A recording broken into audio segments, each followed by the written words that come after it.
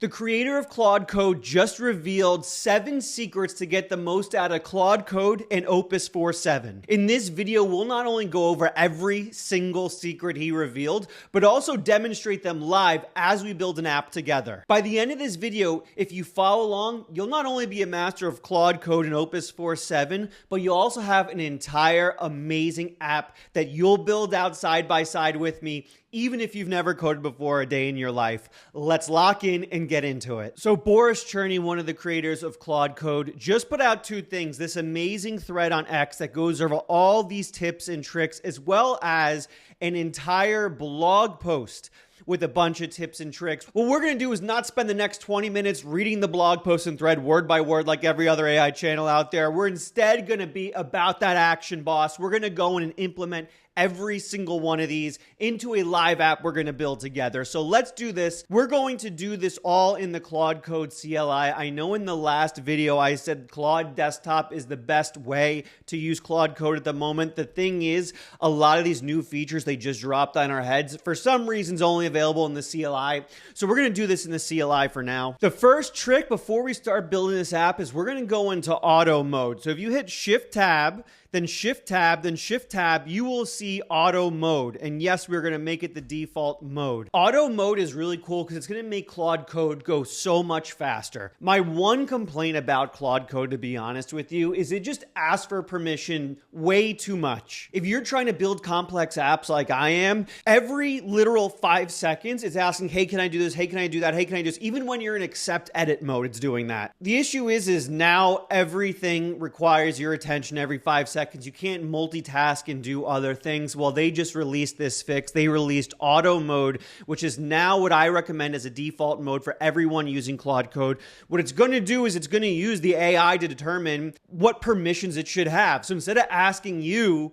should you do this? Should it do that? Should I have permission for this? It's just going to ask itself and kind of make good judgment. What this will allow it to do is work continuously for hours on end without having to interrupt you every 5 seconds. And that's incredible. It makes Claude Code so much better. So what I'd highly recommend doing is hitting Shift Tab until you go in auto mode. And now Anthropic will handle all the permissioning itself, allowing you to give a prompt and it just goes on its own. That's the first of the 7 tricks Boris gave. Let's go into the second one here and let's start building our app out together now that we're in auto mode. The second trick he gave is to front load as much information as humanly possible into Claude Code before you start a session. So what makes Opus 4.7 so special is it's a lot better at listening to your directions. And so what you can do is when you first go into Opus, now that it can run for a long time on its own, you want to front load as many instructions as humanly possible because it will be really good at parsing and following all those instructions without having to interrupt you at all. So let's build this app out together. I'll put this prompt down below. What we're going to do is build a really helpful app. If you're at all familiar with Lienar, it's the #1 project management tool right now. It's like completely free and awesome, but I personally like building my own version of every app I use. So we're going to build our own version of Lienar. And if you do this with me, you'll have an awesome app that you can use for the rest of your life. It's really good at helping you manage your tasks and projects. So before, when I was building out projects in Claude Code or Codex, I would kind of build it out one step at a time, just give the first step and the second step and the third step and the fourth step. What we're going to do instead is we're just going to give it all at once. I want to build a Lienar clone out. This should be a project management tool where I can build projects, then put tasks and issues in those projects. Every project, task, and issue should have status and priority. It should be a really clean, simplistic, linear-like interface. I should be able to assign users to each task and add any other features you think will be helpful. Use NextJS to build this out. NextJS, just a web framework a lot of popular web apps are built on. We'll make this really easy to build, and I'm going to hit enter on that. What you're going to see now is Claude Code will be able to obey every single instruction I gave that I front loaded there. And I'm not going to have to give permission at all. It's just going to do it all at once because we're in auto mode. And in a second, I'm going to give you 2 more tricks that are going to be really amazing and make this experience so much better. But let's get the V1 of this app done.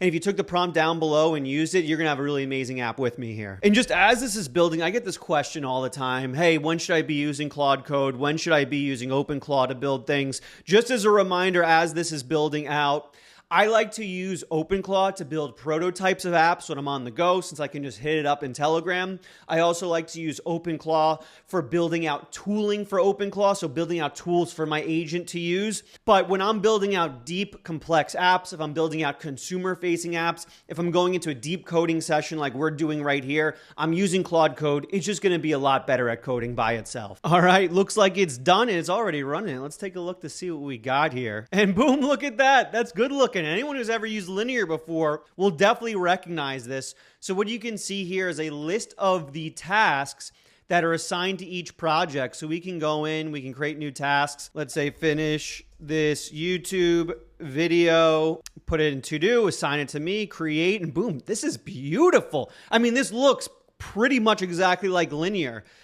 This is really, really nice. You even have tags in it. This is great. If you took the prompt from down below, you now have an awesome project management tool you can be doing for all your vibe coding. This is sick. Which brings us to the third tip that they revealed in the thread and blog post that they just released, which is recap. If you do /recap, this will generate a one-line sentence recap of everything your agent has done to this point.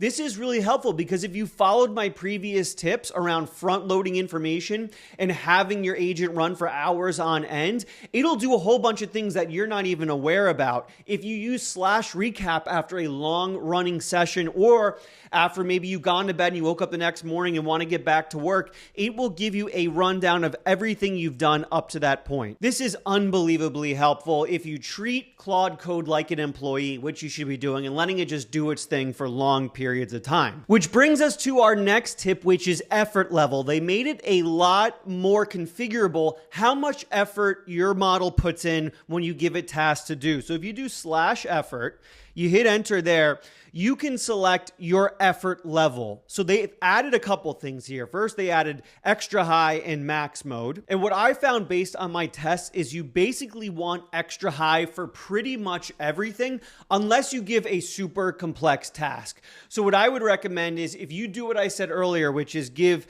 front-loaded information on every single thing you want in an app, I would go into max mode for that. And then afterwards, as you're configuring, adding new features, changing things around, switch it to extra high mode. The only reason I would ever use high, medium, low is if one, you're not on the $200 a month plan, which I highly recommend.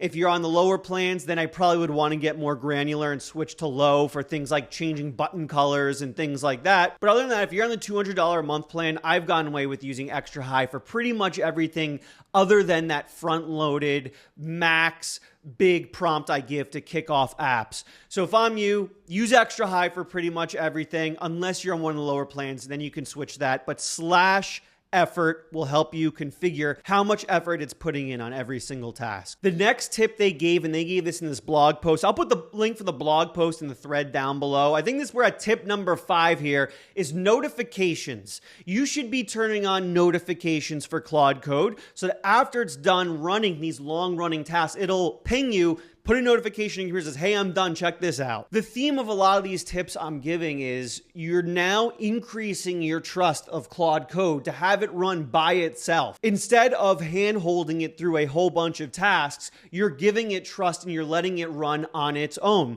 So what you can do to set up notifications is actually really simple. Say, hey, set up notifications. So you can say, after every piece of work you do, please send me a notification.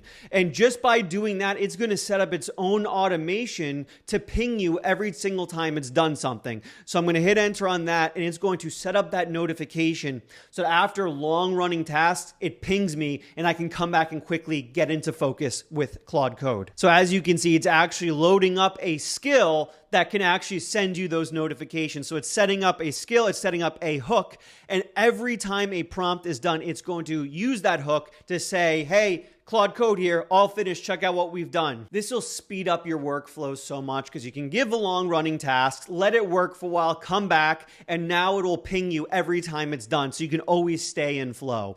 By the way, just as a little side tip here, what I'm doing, when I give these long running tasks, I'm always switching to the chat in the desktop app. I actually find for the first time, I love just straight up chatting with Opus, Previously, I preferred ChatGPT for chatting and bouncing business ideas, but Opus 4.7 has actually been really, really good for me when it comes to coming up with new ideas for my business. So when I give a long-running task to Claude Code and I'm waiting for that notification to come in, I'm going to chat mode in the desktop app and I'm talking about whatever it is I'm building and coming up with brand new ideas for that app and for that business. Highly recommend that workflow, by the way. Before I give this last tip, by the way, leave a like down below if you learned anything at all. Make sure to subscribe and turn on notifications. Also, I do a live bootcamp every single Friday in the Vibe Coding Academy. I also do live vibe coding sessions every Thursday. So if you join now, you can hop in, watch me vibe code live with Claude Code. I narrate everything I do, show you every single tip and trick I'm using as I'm vibe coding. So if you want to watch me vibe code live and ask me questions as I do it, join the Vibe Coding Academy. Link down below for that biggest community in AI. The last tip I'll give here is working with adaptive thinking. So they actually removed extended thinking with Opus 4.7. Before in Opus 4.6, you can turn on extended thinking and it will use a lot more tokens to think every step of the way. Now, instead, what they're having you do is you're actually going to use prompts to initiate extended thinking. So for instance, say I want to make it so I can invite other people to use my project management tool, right? I want to invite other people in and they can add tasks and manage tasks with me. This is great if you have a team. I would say I want to make a collaborative mode here where I can invite other people to use this project management tool with me. Think carefully, step by step about this. So you have two different knobs you can control here. How much effort it's putting in and how much thinking it's going to do. Effort is basically going to be in total how long they'll spend on a task you give it. And thinking will be how long it spends on each individual micro step of that task. I like to use the extended thinking for when I give a smaller task that might be more complex. Like this, it's a collaborative mode. So this isn't some gargantuan task that with hundreds of different features in it. Instead, it's one task, but it's really challenging. So I want to think extra hard about this one simple task. So I'll just say, think carefully, step by step. If this was a smaller task, like, hey, just update the color of a button, I'd go in and I'd say something like, prioritize responding quickly rather than thinking deeply. So now you can control the thinking budget of each one of these tasks. This is the new way to do adaptive thinking. So just putting on some extra prompt that says, think hard about this or don't think too much about this at all. This will control the amount of tokens that are spent on each individual task rather than overall. Those were the 7 tips of getting the most out of Claude Code that was just revealed by Boris, the head of Claude Code. I hope this was helpful. If this was, leave a like down below, subscribe, turn on notifications. I also live stream Monday, Wednesday, Friday, 11 a.m. Pacific. So I'll see you there. I will see you in the next video.